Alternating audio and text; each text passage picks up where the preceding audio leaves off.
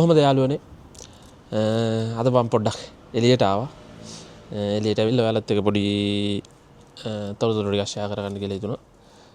ඔයාලා දන්නවා ඇති මට මතක විදිහට පෙරේදා හරි පළමුදා හරි මේ ජපානයේ කැබිනට් එකෙන් තීරණයක් අරගෙන තියෙනවා 2029 ඉඳන්. එයාලා කියන විදිහට 2029 මාර්තු මාසේ ඉඳන් ජපානයේ තියෙන වීසා ගාස්තු වැඩි වෙනවා.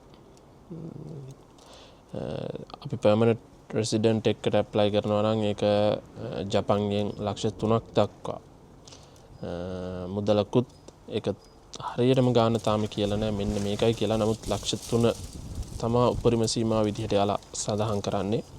ඊට අමතරව වීසා අප්ඩේට් කරනකොට දැන් තියෙන්නේ සාමාන්‍යයෙන් ජපාන්යෙන් 6000ක් හරි 6500ක් හරි මට මතක විදිහට මට හරියටම ගාන මතක නෑ. අන්න ඒ වගේ පොඩි ගානක් තියෙන්නේ. නමුත් ඒක ජපාන්යෙන් ලක්ෂයක් කියන උපරිම සීමාව මට්ටමට ගේන්න තමයි බලාපොරොත්තු වෙන්නේ. හරියටම මෙන්න මේ ගානයි කියලා යාලා එහෙම කියලා නෑ.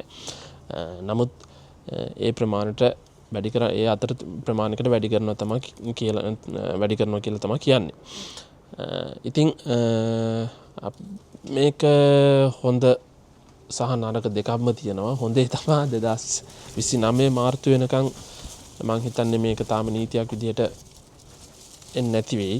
හේතුව මොකද තාම මේක ඩයට් සභාවෙන් අනුමත කරලා නැහැ. ඒකෙත් අනුමත කරලා තියෙන සංශෝධනත් එකතු කරලා තමයි මේක හඳුන්වා දෙන්නේ. ඉතින් එහෙම වෙනකොට මේක සාමාන්‍යයෙන් 2029 වගේ වෙනකන් 2029 මාර්තු වල ඉඳන් තමයි යාලා හඳුන්වලා දෙන්න බලාපොරොත්තු වෙන්නේ. ඉතින් ඕක තමයි තියෙන එකම හොඳේ. අනික ඒවා නම් ඉතින් හොඳක් කියන්න නෑ. ඉතින් මොකද ඔක්කොම ගණන් වැඩි වෙනවනේ.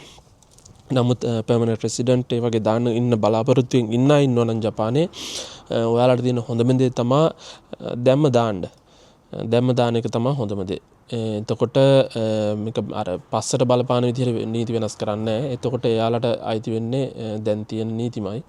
අලුතෙන් දැම්මොත් තමයි එයාලට අලුත් නීති ටික ඇති වෙන්නේ. ඉතින් මට ওই පොඩි නිවුස් එක තමයි ෂෙයා කරගන්න ඕන උනේ. ඉතින් එහෙනම් තවත් මේ වගේ ජපානයේ තියෙන නිවුස් විස්තර ඔයාලට වැදගත් කියලා හිතන දේවල් ටිකක් තිබ්බොත් එහෙම මම වීඩියෝ වලින් අරන් එන්නම්. එහෙනම් තාමත් මාව ලයික් කරලා හරි ෆලෝ කරලා නැත්නම් ඒකත් කරගෙන යන්න මට කරන උදව්වක් විදියට. හරි ස්තුතියි නං.